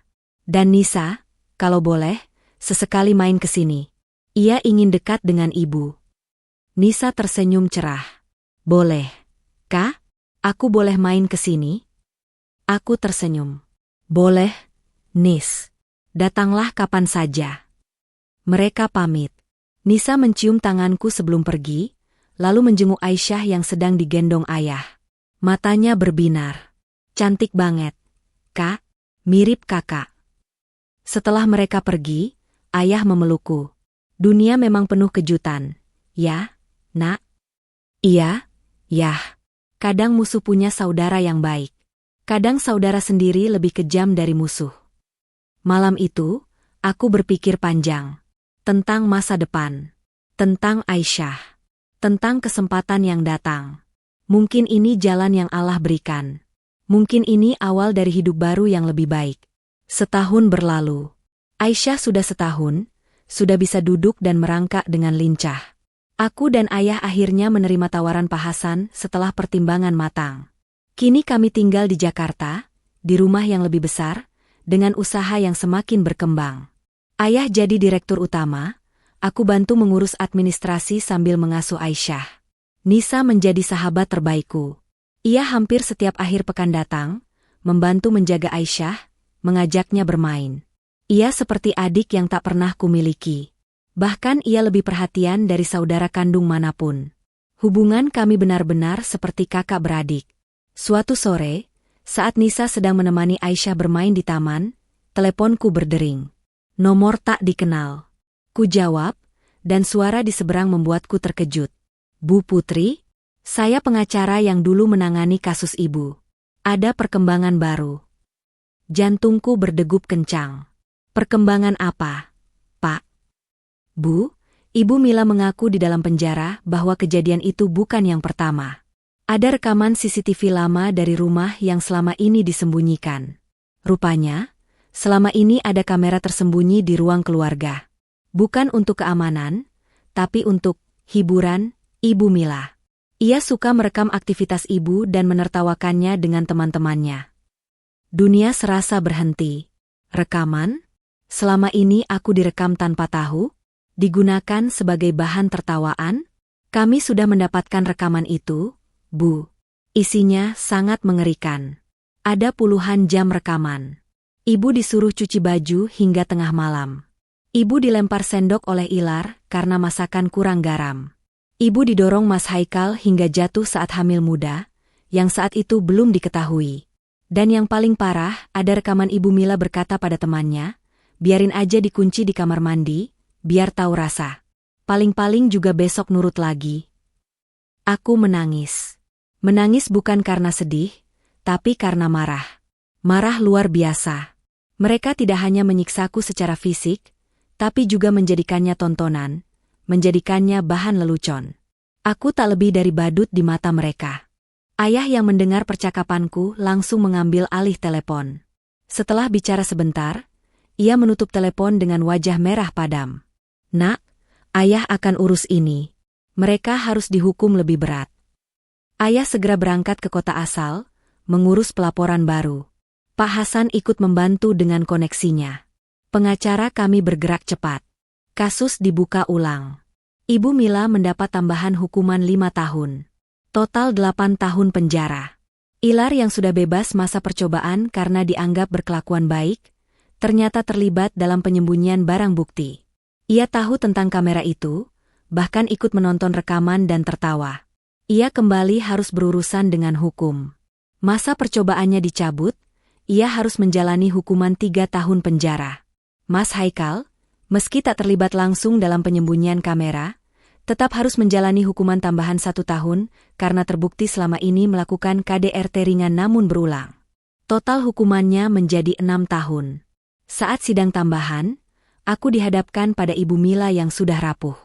Rambutnya putih semua, badannya kurus kerempeng, matanya sayu. Tak ada lagi sisa-sisa keangkuhan yang dulu. Ia hanya wanita tua renta dengan seragam tahanan. "Kamu puas, Putri?" tanyanya lirih, suaranya hampir tak terdengar. Aku menatapnya lama. Dalam hati, aku bertarung antara marah dan kasihan. Tapi akhirnya, rasa marah yang menang. "Ibu, saya tidak pernah ingin semua ini.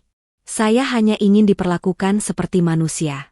Tapi ibu dan keluarga ibu yang memilih jalan ini. Ibu merekam saya, menjadikan saya bahan tertawaan, sementara saya bekerja banting tulang untuk keluarga ibu. Ibu pikir itu manusiawi?" Ibu Mila menangis. "Saya hanya ingin anak saya bahagia. Anak ibu bahagia kalau istrinya diperlakukan baik. Bukan dengan menyiksa. Bukan dengan menjadikannya tontonan. Ibu, cinta bukan begitu caranya. Cinta itu melindungi, bukan menyakiti." Ibu Mila terisak hebat. Entah tangis penyesalan atau tangis kecewa, aku tak tahu. Yang ku tahu, di matanya ada sesuatu yang berbeda. Mungkin penyesalan. Mungkin kesadaran bahwa semua ini salah. Sebelum digiring keluar, Ibu Mila berkata pelan, "Putri, maafkan ibu. Ibu salah." Aku diam. Kata maaf tak bisa menghapus semua luka. Tapi setidaknya, ada pengakuan. Ada penyesalan. Sidang selesai. Aku keluar dengan perasaan lega. Ayah memelukku. "Kamu hebat, Nak. Kamu bisa lewati semua ini." Aku tersenyum. Berkat ayah. Nisa yang menemaniku hari itu ikut memeluk. "Kak, aku malu jadi sepupu mereka. Tapi aku janji, aku nggak akan kayak mereka." Aku mengelus rambutnya. "Aku tahu, Nis. Kamu berbeda." Dalam perjalanan pulang, aku merenung. Kebenaran memang tak selalu indah. Tapi setidaknya, kebenaran membebaskan. Kebenaran mengakhiri kepalsuan yang selama ini membelenggu. Kini, semuanya terungkap. Semuanya jelas. Dan aku bisa melangkah maju tanpa bayang-bayang masa lalu yang disembunyikan. Malamnya, saat Aisyah tidur, aku menulis di jurnalku. Hari ini, kebenaran terungkap. Mereka yang dulu menyiksaku, ternyata juga menjadikannya tontonan. Tapi aku tak marah. Aku hanya sedih. Sedih karena mereka tak pernah tahu arti kemanusiaan. Semoga di dalam sana, mereka belajar. Aku memaafkan, bukan karena mereka layak, tapi karena aku layak untuk damai. Aku memejamkan mata. Damai. Akhirnya, damai itu datang. 3 tahun kemudian. Aisyah kini sudah berusia 4 tahun. Ia anak yang cerdas, lincah, dan sangat dekat dengan kakeknya. Setiap pagi, ia berlari ke kamar kakeknya, melompat ke ranjang, dan berteriak, "Kakek, bangun. Aisyah mau sarapan sama kakek." Ayah akan tersenyum, menggendongnya, dan mereka pergi ke dapur bersama membuat pankek. Usaha kami berkembang pesat. Pak Hasan benar-benar mitra yang baik. Ia tak pernah mencampuri urusan rumah tangga kami, hanya fokus pada bisnis. Nisa kini bekerja di perusahaan kami, menjadi asistenku. Kami seperti kakak beradik kandung. Ia bahkan dipanggil Tante Nisa oleh Aisyah dengan penuh sayang. Hidup kami tenang, bahagia. Luka masa lalu mulai mengering, meski kadang masih terasa perih jika teringat. Tapi aku belajar bahwa luka bukan untuk diingat terus, tapi untuk dijadikan pelajaran. Suatu hari, Aisyah pulang dari TK dengan wajah murung. Aku yang sedang menyiapkan camilan di dapur langsung menghampirinya. Sayang, kenapa? Kok murung? Tanyaku sambil mengelus rambutnya. Aisyah menatapku dengan mata bulatnya yang bening. Bu, hari ini di sekolah ada pelajaran. Tema keluargaku. Teman-teman cerita tentang ayah mereka. Ada yang ayahnya polisi, ada yang ayahnya dokter, ada yang ayahnya guru. Aisyah sedih. Bu, Aisyah nggak punya ayah. Hatiku hancur. Selama ini aku berusaha melindunginya dari kenyataan pahit. Tapi aku lupa, dunia luar akan selalu mengingatkannya pada apa yang tak dimilikinya. Aku memeluknya erat. Sayang, kamu punya ayah. Hanya saja, ayah kamu sedang belajar jadi orang baik di tempat yang jauh. Tempat yang jauh di mana, Bu? Aku menarik napas dalam. Ini saatnya. Saat yang sudah kutakutkan, tapi harus kuhadapi. Ayah kamu di penjara, sayang. Ayah pernah buat kesalahan besar, melukai ibu dan akan melukai kamu. Tapi sekarang ayah sedang berusaha jadi lebih baik. Aisyah diam, berpikir. Matanya yang polos menatapku. Ayah jahat. Ya, Bu? Kok sampai di penjara? Dulu ayah jahat, sayang. Tapi semua orang bisa berubah. Ibu harap suatu hari nanti, kamu bisa bertemu ayah dan menilai sendiri. Yang penting, kamu tahu bahwa ibu dan kakek sangat menyayangimu.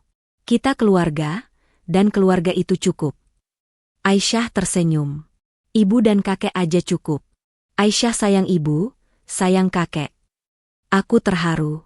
Peluknya hangat, menghapus semua keraguan. Malamnya, aku terima telepon dari pengacara. Bu Putri, Mas Haikal akan bebas bersyarat bulan depan. Ia sudah menjalani 4 tahun dari total 6 tahun hukuman, dengan remisi dan pengurangan masa tahanan karena berkelakuan baik. Selama di penjara, ia mengikuti program pembinaan, belajar agama, dan disebut berkelakuan baik. Apa ibu ingin menemuinya? Aku diam lama. Berbagai perasaan campur aduk. Lalu kulihat foto Aisyah di dinding, foto ayah sedang menggendongnya di taman. Tidak sekarang, Pak. Tapi tolong sampaikan, jika ia serius ingin berubah, jalani dulu hidupnya di luar. Buktikan bahwa ia layak jadi ayah bagi Aisyah. Maka suatu hari, pintu kami terbuka. Tak lama setelah itu, ayah jatuh sakit. Mungkin karena usia, mungkin karena kelelahan. Aku dan Nisa bergantian menjaganya di rumah sakit. Aisyah sering menjenguk, membacakan cerita untuk kakeknya, membuat ayah tersenyum meski sakit. Kakek, cepat sembuh ya. Aisyah tunggu kakek bikin pankek lagi. Ayah tersenyum lemah, mengelus pipi Aisyah. Iya, sayang. Kakek janji. Tapi janji tinggal janji. Seminggu kemudian, ayah mengembuskan napas terakhir. Tenang, dalam tidur. Usianya 68 tahun. Aku kehilangan sosok terhebat dalam hidupku. Pria yang tak pernah lelah menjagaku, membelaku, dan mencintaiku tanpa syarat. Tapi ia pergi dengan tenang. Tahu bahwa aku sudah kuat, mandiri, dan mampu menjaga Aisyah. Jaga dirimu dan Aisyah baik-baik. Nak, ayah bangga padamu, pesannya sebelum pergi, saat masih sadar. Pemakaman dihadiri banyak orang.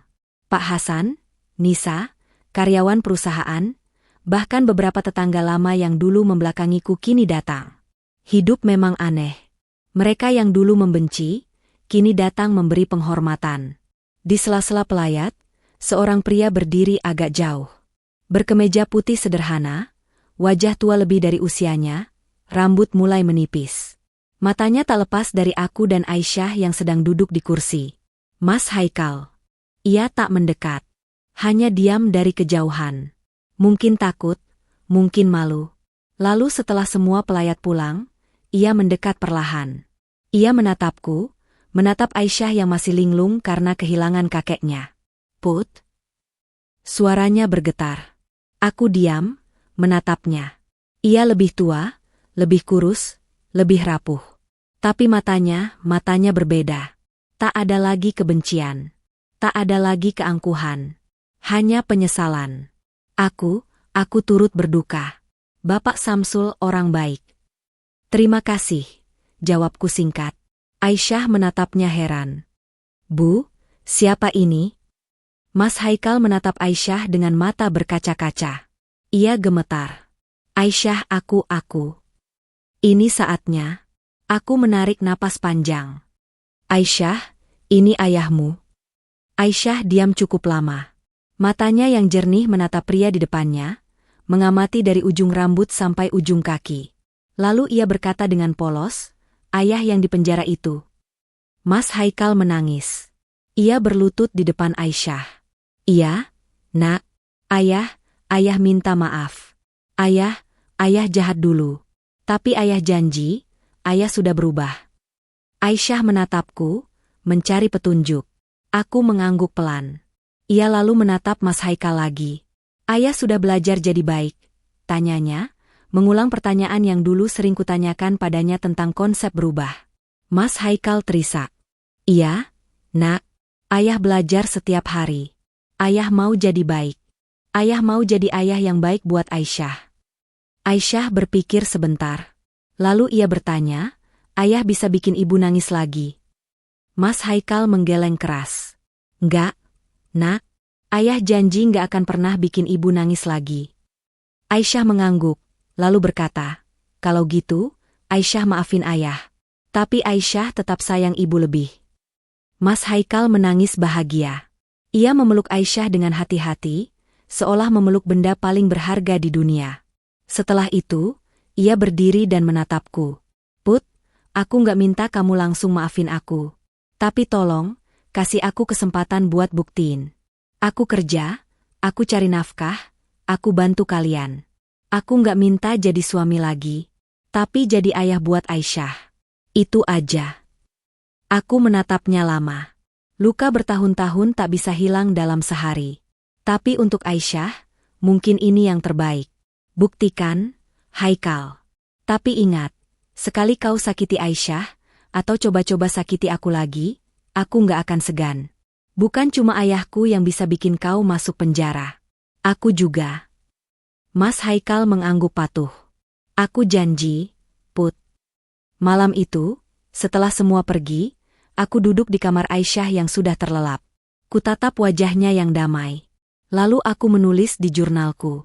Hari ini, aku belajar bahwa memaafkan bukan berarti melupakan. Memaafkan adalah melepaskan beban yang selama ini kupikul. Aku tak tahu apakah kami bisa jadi keluarga utuh lagi. Tapi setidaknya, untuk Aisyah, aku akan coba. Karena cinta tak selalu tentang pasangan. Cinta juga tentang memberi kesempatan pada anak untuk punya ayah. Ayah, terima kasih sudah mengajarkanku arti kekuatan.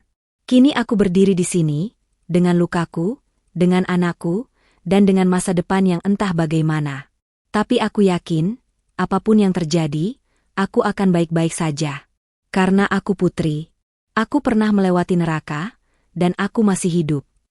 Aku menutup jurnal, mematikan lampu, dan berbaring di samping Aisyah.